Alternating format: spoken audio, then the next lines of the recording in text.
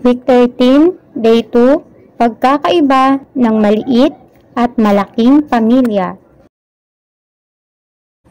Week 13, Day 1, Maliit o malaking pamilya, big family o small family.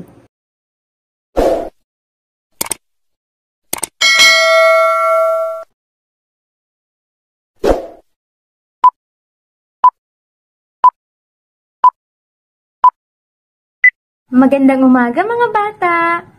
Handa na ba kayo ngayon sa ating panibagong aralin? Ano nga?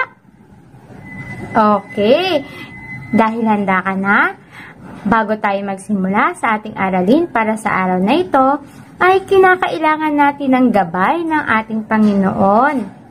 Kaya ngayon, ay samahan mo ko upang tanggapin ang ating basbas galing sa itaas, galing kay Jesus.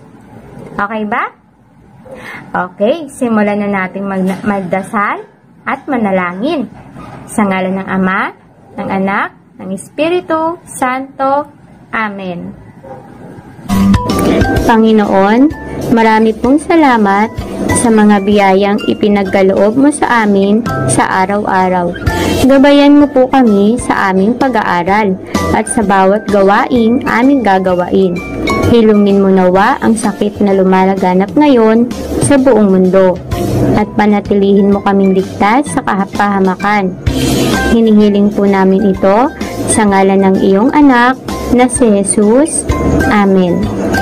Sa ngalan ng Ama, ng Anak, ng Espiritu Santo. Amen. O ngayon naman mga bata, ay tapos na tayong manalangin. Samahan mo naman ako ngayon na magpalakas ng katawan. Gusto kasi ni teacher na maging malusog ka at malakas ang iyong katawan araw-araw. So kailangan nating, ayan, unatin na naman ang ating katawan.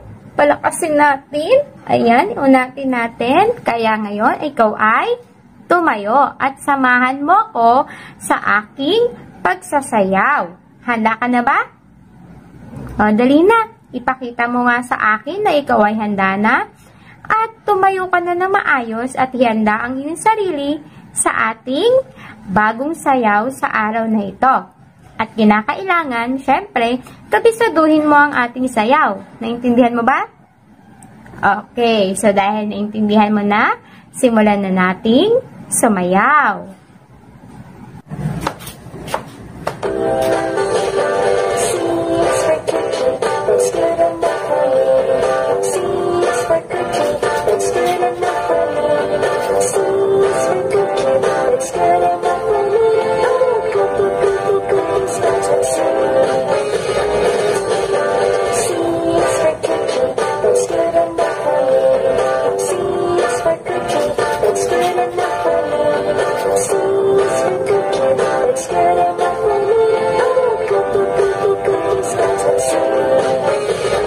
So ngayon naman mga bata, ay ihanda natin ang ating sarili sa ating panibagong aralin sa araw na ito. Pero syempre, bago tayo magsimula sa ating aralin, ay gawin natin ang ating daily routine. Handa ka na bang gawin ito? Kung ikaw ay handa na, simulan na natin.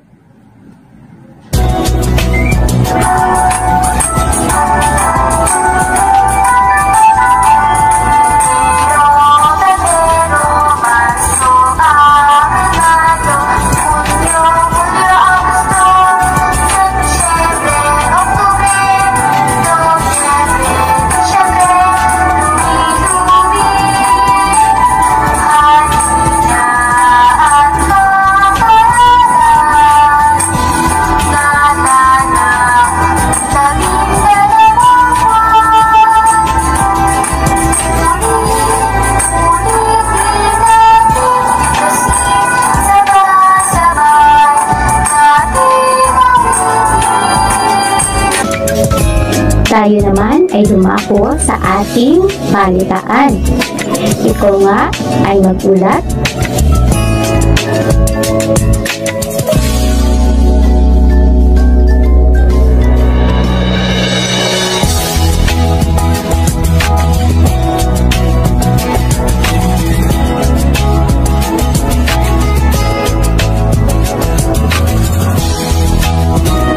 Gagamitin naman natin ngayon ang awit ng panahon.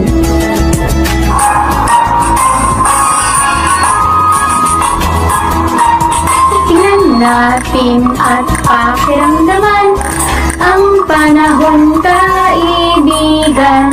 Maaraw ba o maulan? Pagpasok sa eskwelahan. Sabihin mo nga kung ano ang panahon natin ngayong araw na ito.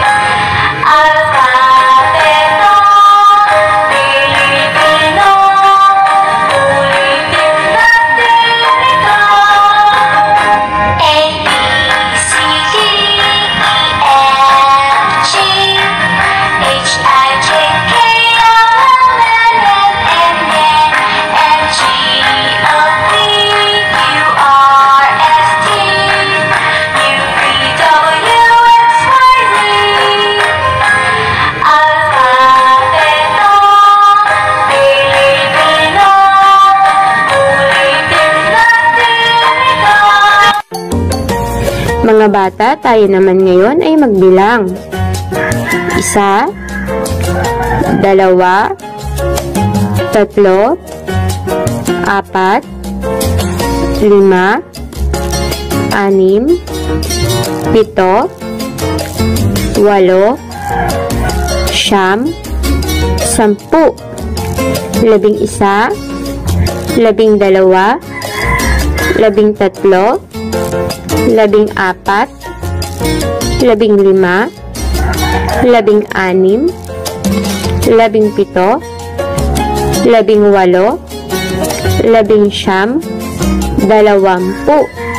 25, 26, 27,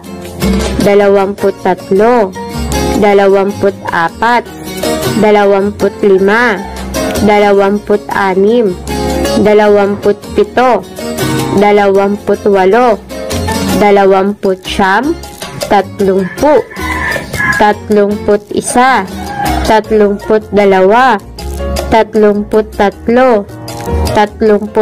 32, 33, 34,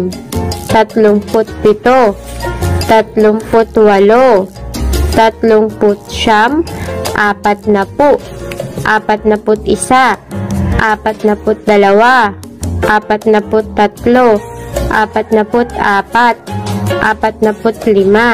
44, 45, 46, 47, 48, 49, 50. Ayan, mahusay.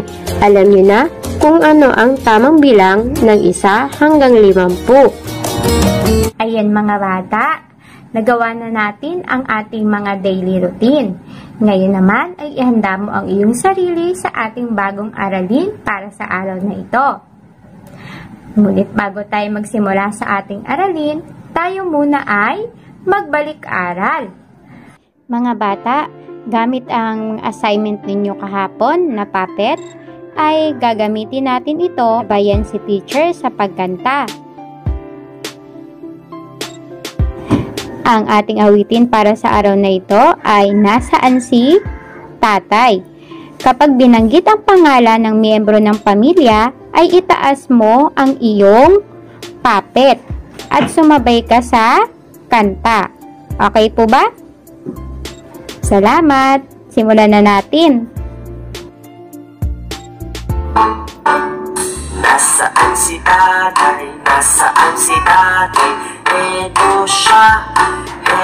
siya, kamusta na tatay? Mabuti naman po, nagtago.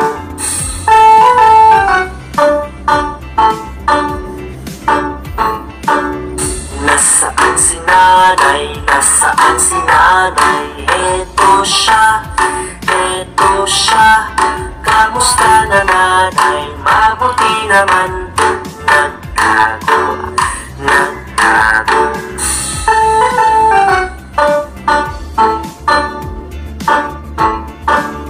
Nasaan si kuya, nasaan si kuya, eto siya, kamusta na kuya, mabuti naman po, nagtago.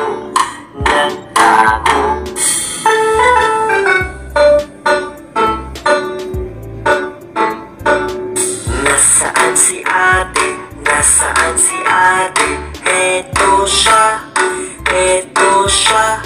kamusta na ate, mabuti naman po, nagtago.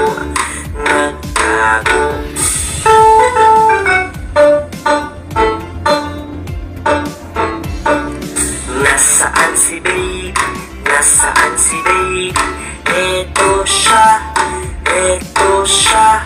kamusta na baby, mabuti naman po, nagtago.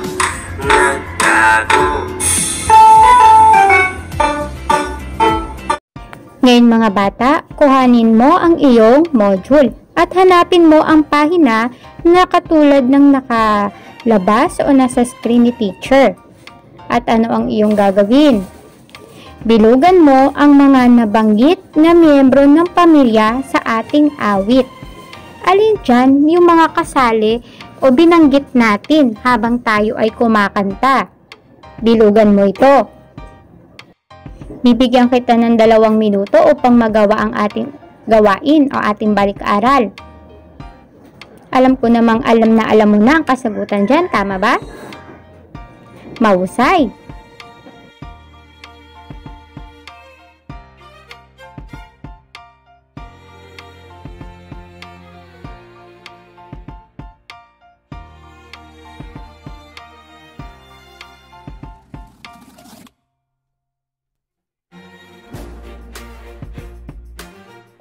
Ngayon mga bata, tignan nyo ang ating sagot. Kung tama at magkatulad tayo ng sagot. Ibig sabihin, tatandaan mo at hindi mo talaga makakalimutan ang mga bawat kasapi ng pamilya.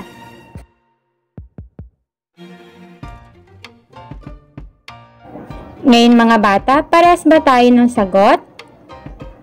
Mahusay! Ngayon mga bata, para sa ating bagong aralin, may ipaparinig sa inyo at ipapanood sa inyo si teacher. Manood kang mabuti dahil ito ay may kinalaman sa ating aralin para sa araw na ito. Okay? Ihanda mo na ang iyong sarili. Isang taon pa lang ako, nasundan na ni Toto. Grade 2, 8 taon pa lang, 4 na bata ang inaalagaan. Grade 6, 12 na ako, kasing dami na ng pamilya ko. Sabi mo, pasensya na, walang pera kaya mag-drop out ka. Ina ko, sabi mo kami mahal nyo, ari ko ba't di kayo nagplano? Sana hindi gutom at nag-aaral pa, alaga't malusog ang buong pamilya. Ilang taon siya mga bata nung siya ay masundan agad? Tama, mahusay. Ilang bata ang kanyang inalagaan mga bata? Ilang taon siya noon?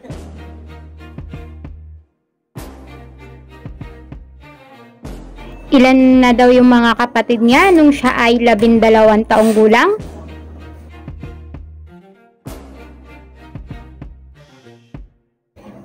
Ngayon mga bata, tungkol saan ang video na inyong pinanood? Tungkol sa? Sabihin mo nga ng malakas? Okay, tungkol sa pamilya. Tignan ninyo o balikan ninyo kung anong klaseng pamilya meron ang batang kumakanta. Okay, ito ay merong malaking pamilya. Ang ating aralin para sa araw na ito, mga bata, ay tungkol sa pagkakaiba ng maliit at malaking pamilya. Ano ba ang pagkakaiba kapag ikaw ay mayroong maliit na pamilya at kung ikaw ay mayroong malaking pamilya? Unahin natin, mga bata, ang malaking pamilya. Tingnan natin kung ano ang pagkakaiba nito sa maliit na pamilya. Masaya ang magkaroon ng malaking pamilya dahil maraming mag-aalaga sa'yo. Marami kang magiging kalaro. Ngunit ano naman ang hindi maganda o disadvantage kapag ikaw ay meron o kabilang ka sa malaking pamilya? Ang malaking pamilya ay madalas na hindi nagkakaunawaan ang mga magulang o mga anak dahil hindi sila nagkakasundo sa kanilang mga gusto. Hindi na ibibigay ang lahat ng pangangailangan ng mga anak, katulad ng kasuotan, pagkain, at suporta sa pangangailangan sa kanilang pag-aaral o eskwela. Kapag ang mga anak ay mayroong bilang na 5 hanggang 10, ay hindi na maalagaan ng mga magulang. Hindi maalagaan ang mga anak ng maayos kasi kailangan mong bigyan ng atensyon o iba-ibang atensyon ang bawat mga anak nila. At dahil nga marami ito, hindi nila nabibigyan ng sapat na atensyon ang bawat isa.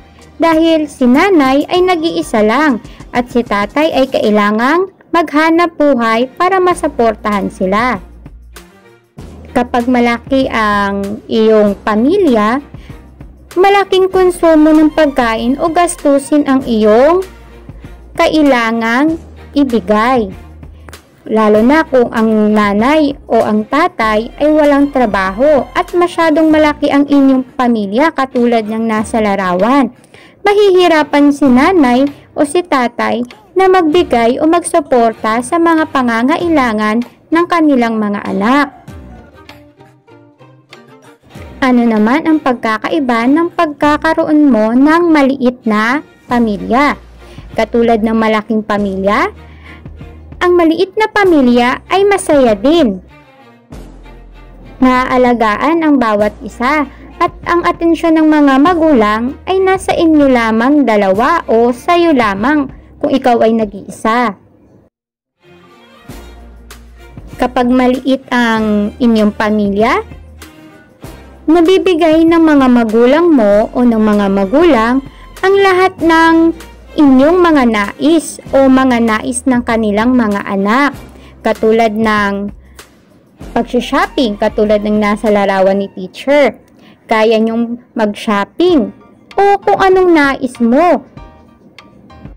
Kung gusto mo na magkaroon ng mga bagong damit at mga bagong laruan, ay kayang-kayang ibigay ito ng iyong nanay o ng iyong tatay.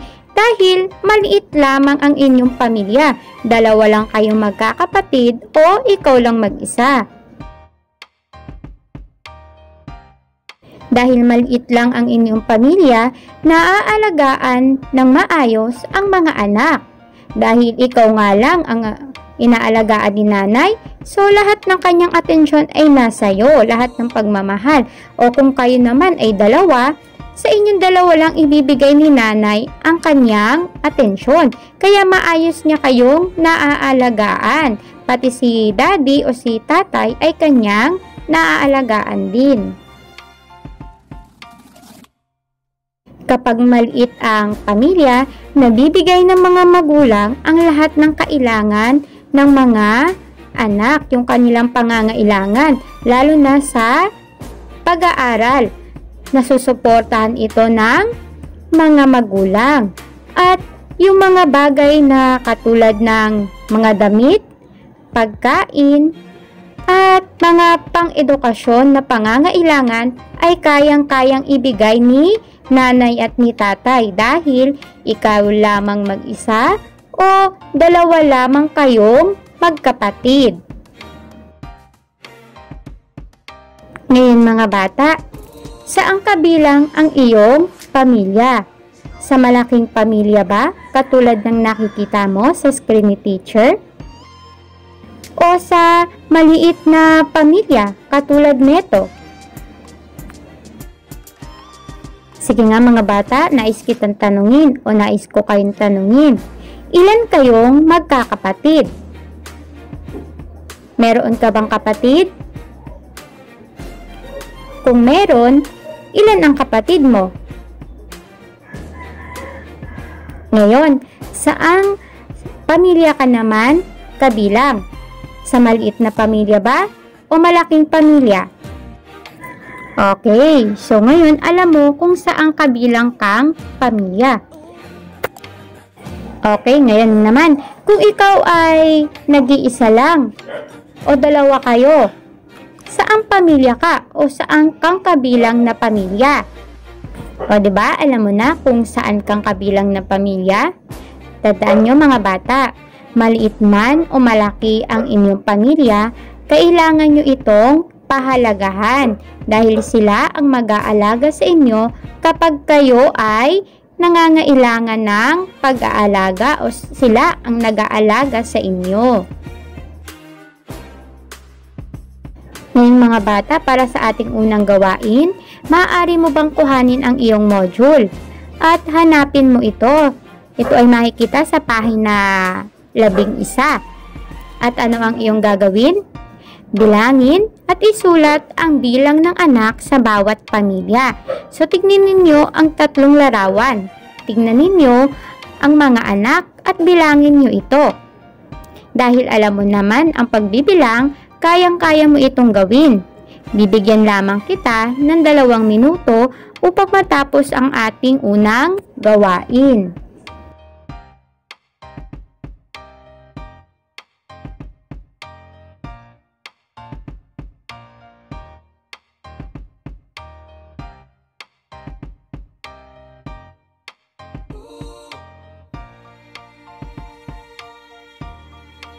At para naman sa ating ikalawang gawain, hanapin mo ulit ito sa ating module. At ano ang iyong gagawin? Tingnan mabuti ang bawat larawan.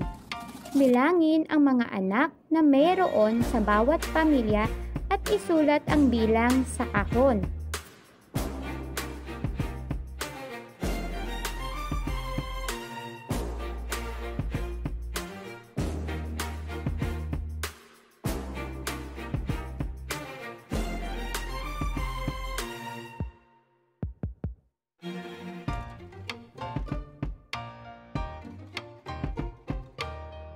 O dito naman mga bata, sa ating takdang aralin, halos ganun din ang iyong gagawin.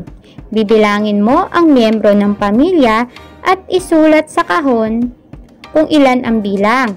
Ngayon, pag naisulat mo na ang bawat bilang ng pamilya sa bawat larawan, ay tukuyin mo naman kung anong uri ito ng pamilya. Kung ito ba ay pamilya na malaki o malaking pamilya, o pamilyang maliit o maliit na pamilya. Alam kong kayang-kaya mo itong gawin kahit mag-isa ka. Ngunit kailangan magsulat, kaya kailangan ng gabay na galing kay nanay o kung sino mang nakakatanda sa inyo.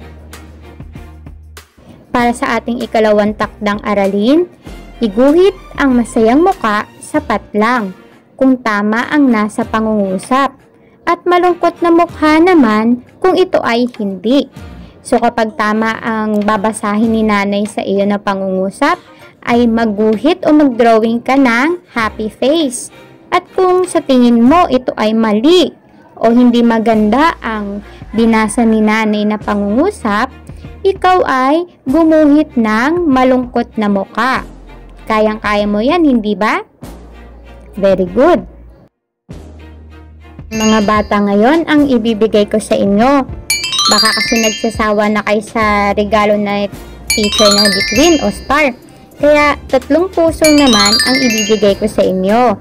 Ibig sabihin, kayo ay naging mabait na bata ngayon at nakinig kay teacher. Sana nagustuhan mo ang aking regalo sa'yo. Yan ay pagmamahal na galing kay teacher. Napakadali lang na ating aralin at natutunan mo. Tama ba? So kapag ikaw ay nakinig at inunawa ang ating aralin, madali mo lamang matututunan ang ating mga aralin. Bago man ito sa iyong pandinig o ito ay naririnig mo na. So madali lang nating ma-pick up ang ating mga bagong lesson. At dahil dyan mga bata, nakita ni teacher na kayo ay nakinig at naintindihan ng aking itinuro sa araw na ito, si Teacher Sandy ay magpapaalam na. Okay? Pero bago ako magpaalam, may iwanan ako sa inyo. Ito ay lagi nating tatandaan. Ang batang katulad mo ay hindi dapat nagsasabi ng hindi mo kaya. Lagi mong tatandaan, ang lagi mong sasabihin ay kaya ko ito. Ulitin mo nga. Ang batang katulad ko ay hindi dapat nagsasabi ng hindi ko kaya. Ang lagi kong iisipin at sasabihin ay laging kaya ko itong gawin. Okay? So dahil dyan mga bata, ako ay magpapaalam na sa inyo.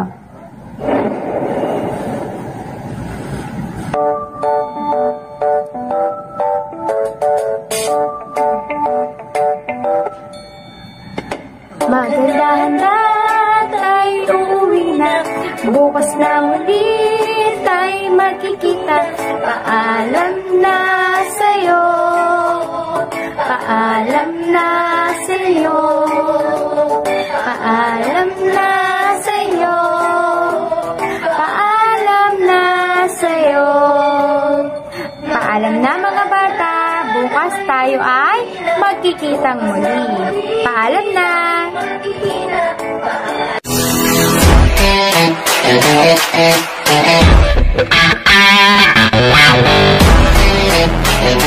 Wow.